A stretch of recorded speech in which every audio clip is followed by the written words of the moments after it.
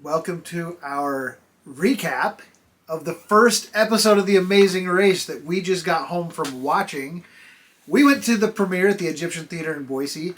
We had like over 600 people in that theater. Oh my goodness, it was packed. It was crazy. It was fun. Just so you know what this is, we're going to do an episode recap for every single episode this season. No matter what. No matter what. Whether we're a contestant still or not, you're going to get a recap from us every time. First thing that we wanted to say, at the very beginning, we're at the Hollywood sign, where they're lined up, Phil's talking to us, and when the team started introducing themselves, that was the first time we had ever heard their voices, ever learned their names, knew anything about them, because the show does a very good job keeping you from learning anything about the other cast before the race starts. We'd seen them, we'd never talked to them, we weren't allowed to talk to them. It's kind of funny because, when we saw them beforehand, we start to judge, that's what you're supposed to do, feel them out and everything. And we had a lot of confidence going into that, Yes. I don't know what happened when they started talking, but all of a sudden I think it was kind of like a thing where we were like, oh, these are real people. They're not just like, dolls that are just going to sit there. These are real people that can actually compete in this. Yes, and when Phil started talking to us at the start line, you see us like getting ready to go and stuff. I don't know if you can see it on my face, but I started getting so nervous and I felt like I was going to puke. And like as we're running to our bags, when he says, go! I thought I was going to barf everywhere, but I didn't, thank goodness. Might have given us an advantage if everybody slipped in it. Oh, I should have barfed. Gosh. Next time I'll barf. But yeah, we had been with those teams for like 5-6 days. Yeah, almost a full week. At a hotel in LA where we did briefings and we did prep and like all this HR stuff. Security briefings. Yeah, and but we hadn't been able to speak a word to them. We just see them. Sometimes we do a little wave or a little thumbs up, But even if you try to wave or give a thumbs up, they'd be like, "Stop communicating! Stop communicating!" Production's like, "Don't look at them! Don't look at them!" They want no communication until it's on camera. So. Which is awesome that they do that because what you see as far as any relationships between teams is real and genuine. There is never any communication between teams between legs. So what you saw was all real. It all gets built on the show, which I love. All right, so as we watched the first episode, obviously, even with the expansion to 90 minutes, they had to cut stuff out. There's 13 teams. So there were certain things that I hoped would make it in that didn't, and I'm sure the other 12 teams felt the same way. A couple things I thought of was when we were driving away, when we first got in the car, we started singing the Amazing Race theme song, just like Luis and Michelle. And what I liked even more than that was when we drove up to a business and we went inside. Oh, they cut that clear out. We asked directions. And we felt so good because we were one of the first teams to drive away from where the cars were parked. Yep. And we just thought, oh man, we're killing it. We're ahead. We ran into another team at a gas station. Then we went in and asked at another business, asked directions. Stop it. Sorry. We asked directions at another business. We got really good directions to the Biltmore Hotel, and we're like, dude, we're gonna kill it here. We get back in the car. We start driving. We even said we've got to be team number one right now. Yeah, which we felt realized so later good. We weren't. Well, we realized later that multiple teams kind of knew the area a lot better than us. And so we had to stop. We stopped at some travel agency for like 15 minutes to get directions to the Biltmore. And that's why we showed up there like 11th, I think. Yeah, 11th. Yeah, we failed in that because even though we felt like we were rushing, we were there way too long. So we go across that tightrope. You saw in the episode, Joe had been up there for 50 minutes. And we caught up with all the other teams on top of the hotel. I was working closely with Chelsea. I have to give a shout out to Chelsea because it's because of her that answer. You saw Victor get the answer, City of Angels. But what you didn't see is Chelsea told me, she's like, I think it's City of Flags. And I was like, what does City of Flags mean? And then I turned to Victor and I'm like, City of Flags? And Victor immediately goes, City of Angels, Bangkok. So now at this point, of the teams left up there, which was most of them, Victor and I are the only two people that know the answer. And so you see in the episode, everybody runs over to get in line. Now, people kept going through that line without knowing the answer. I never did that. I wasn't going to go through the line if I knew I didn't know it. And so I know Victor knows, and I know, And my thought was, there's all these other teams in line, but they don't know the answer. So I'm just going to look at the sign one more time and make sure it all fits. And then I'm going to go get in line behind everybody, but they're all going to have to get behind me because they don't know the answer. And then Todd, in his wisdom, was like, hey, everyone, I'll tell you the answer if you let me move to the front of the line. And I'm like, crap. Now I am at the end of the line because Todd moved to the front. He told everybody. It was a good move for him, bad move for me. So he ends up at the front. I end up at the very back. Luckily, it didn't put us out that much. Each person only took like a minute to make their guess. So yeah, and for me, I'm standing down below in a little like park area where we can look up and we can see the high wire they walked across. After they get across the high wire, we can't see anything. So we don't know where they're at. We don't know what they're doing. I mean, obviously we know the challenge, and so we know they're trying to figure a scramble out. But we're just standing down there waiting. And so one by one, we're seeing a team member come out of the building and come running across the street to where we're standing. And I see one after another come out, and I just keep thinking to myself, we got here 11th, but I know Strasser's going to get this. We're going to move up a few spots. And then all of a sudden, you know, we're back to Team 11. It's me and two other teams standing there, and I'm thinking, okay, well, if we can at least leave and still be 11th, and then another team comes out, and now we're 12th, and then another team comes out, and I'm like, we're in last place. Well, it's just me standing here now. But we left the Biltmore in 13th place, and we got to the airport in what place? 7th. 7th place. So here's the thing. The show kind of made it look like all those teams kind of got it about the same time, which, granted, they did, but coming out of the hotel, there was a little bit more of a space than what it showed. Mm-hmm. And so when Strasser finally came out, there was, I think, 2 other teams still standing at the bottom trying to get directions to the airport. Yeah. Lucky for us, as we're running towards our car and thinking, okay, we got to get directions, we heard a girl on the street that was like, oh my gosh, is this The Amazing Race? I love that show.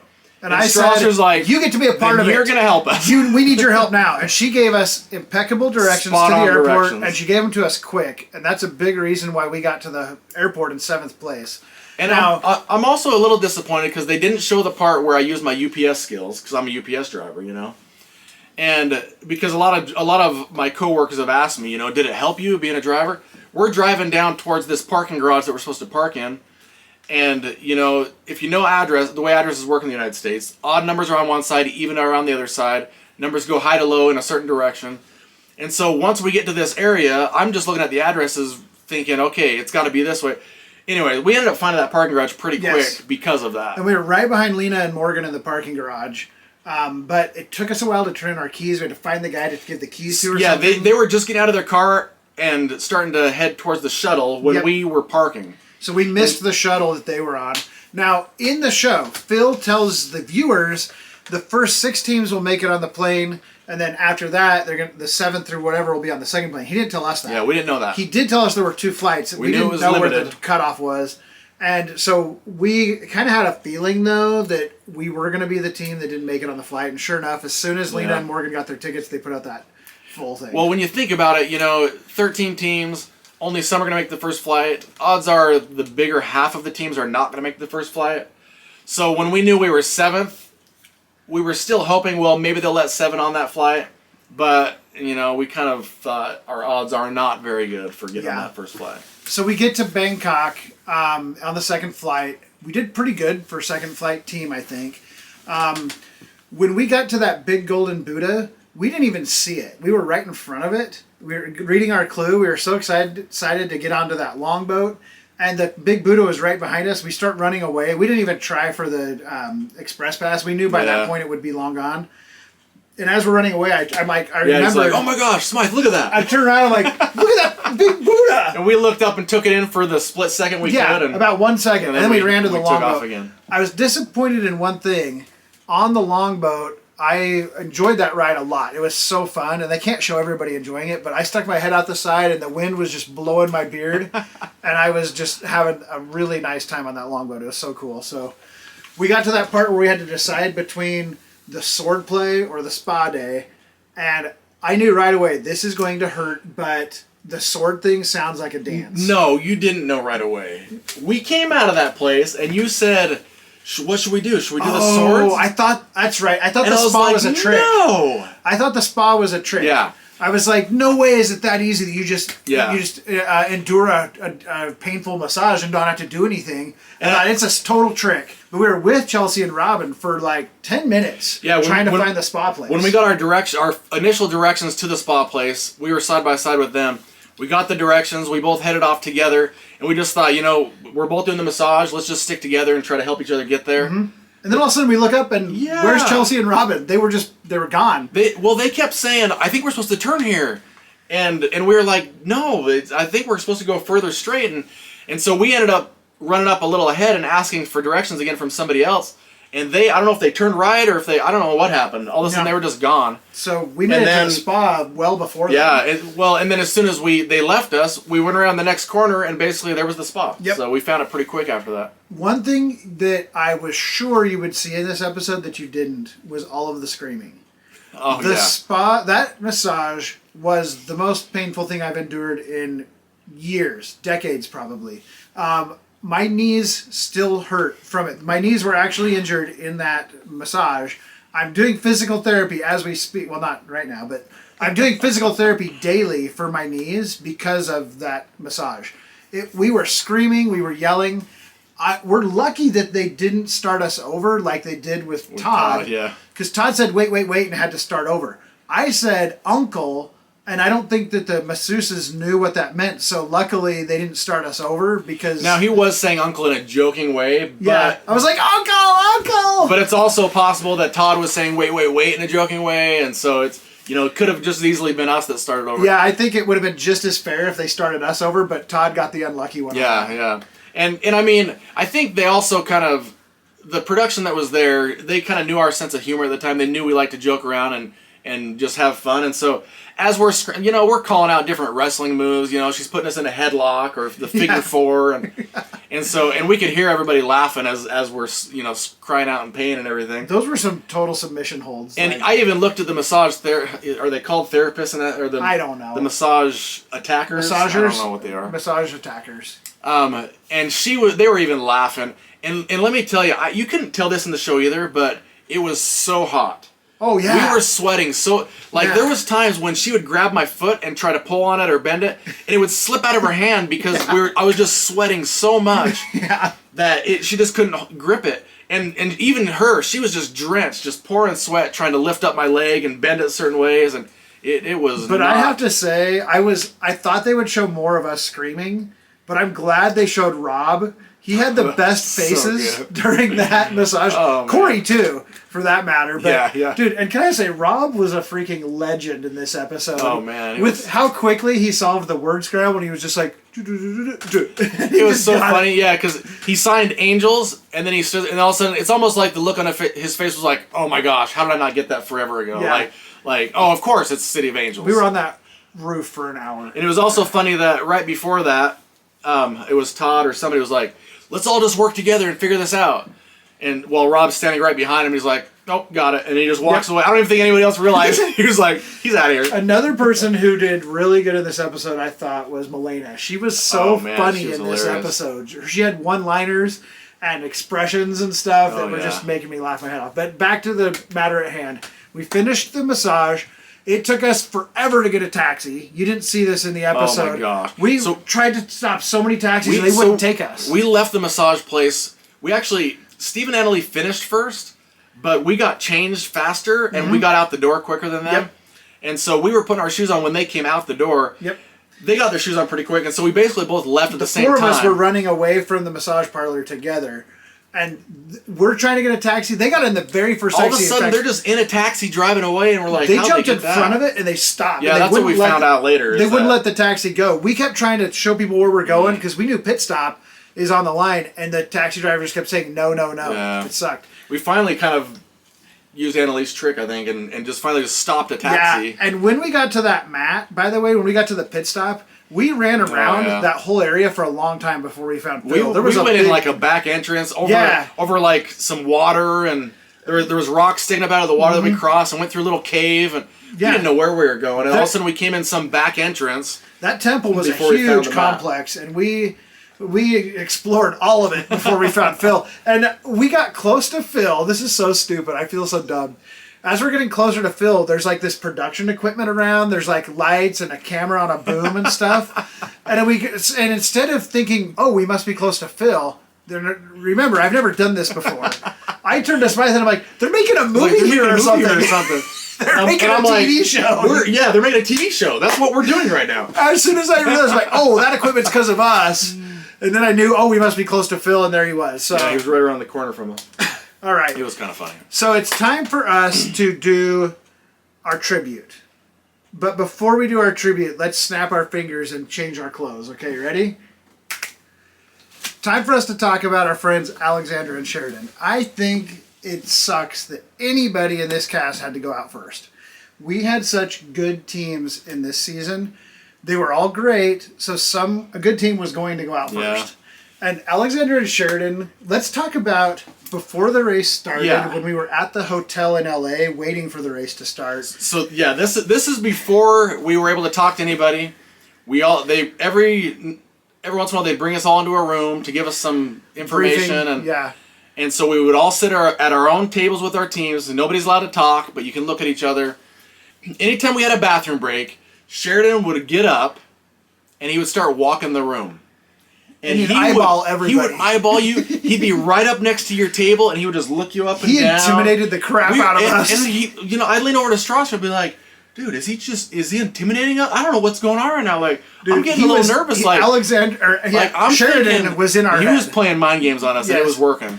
Because I'm like, dude, this guy is about to dominate us. We were so scared. We could tell they were smart. Yes. We could tell they were super intelligent. They were fit. They were fit. We were just like, dude, they're going to kick our butts. Like, of all the teams, that was the team we were most scared of at the starting line. But, gosh, I freaking love Alexandra and Sheridan. Oh, yeah. Once we could finally talk, we talked to them a little bit, and they actually asked us, are you guys nervous?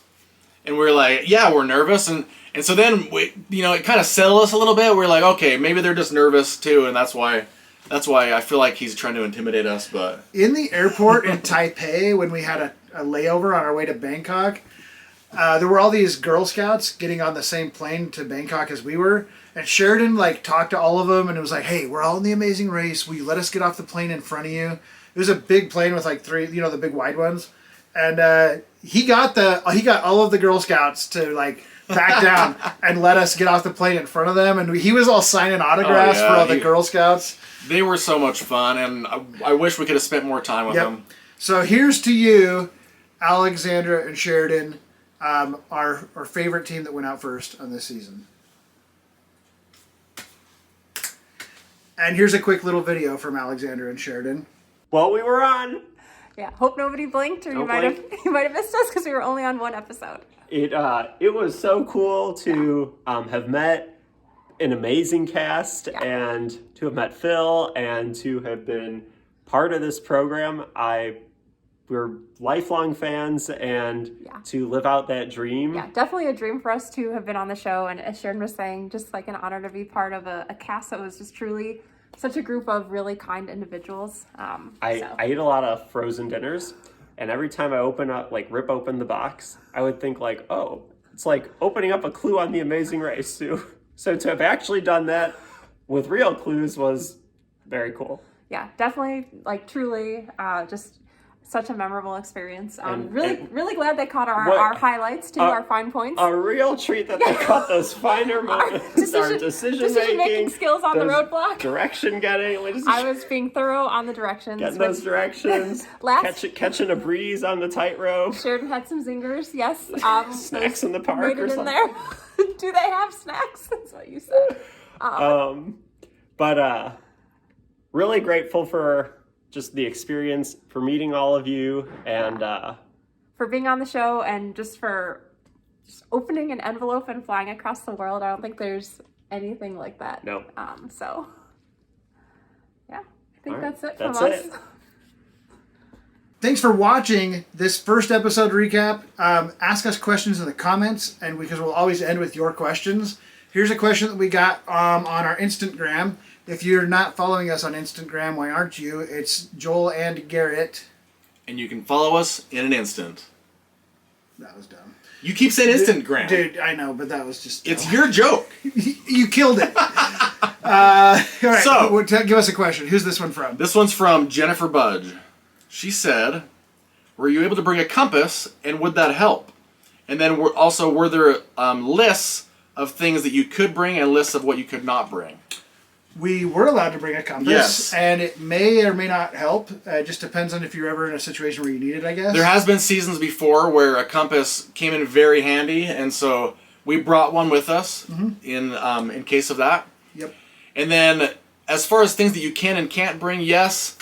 So here's the thing. When they give you your packing list, they basically say, we're sending you a packing list, and you open it up, and it says, bring whatever you want, but don't bring this stuff. And so Yep. really it's not a packing list, it's a do not pack list. Yes, they don't tell you what to bring, they tell you what not to bring. And the very first thing they did within 1 minute of us stepping into the hotel was they searched our bags. Yep. They took our bags, went through everything, and made sure there was nothing we weren't allowed to have. And if there was, they took it away.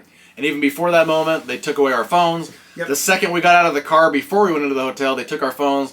You're not allowed to have anything smart. No smartwatches, no phones, no tablets, no Yep. electronics. They want the race to be completely fair for everybody. And so you could not bring maps with you. You can find maps out on the race. You can buy maps out on the race, but you cannot bring one with you to the race. I brought this journal with me, and in the front few pages, I wrote, "Can you give me directions?" in like 30 different languages. And the first thing they did was they tore those pages out of my little journal. So, You have to memorize any languages that you might use. Yep. All right. Well, with that, thanks for watching. See, okay, we're getting this one out early, but we're going to shoot for probably Fridays. We will have these out weekly within a few days of the episodes coming out, so stay tuned. And we can't wait to recap the next episode. I don't know if you saw the coming next week, Yeah. Ching, ching, ching, ching, ching. but something happens Yeah. to us. See you then.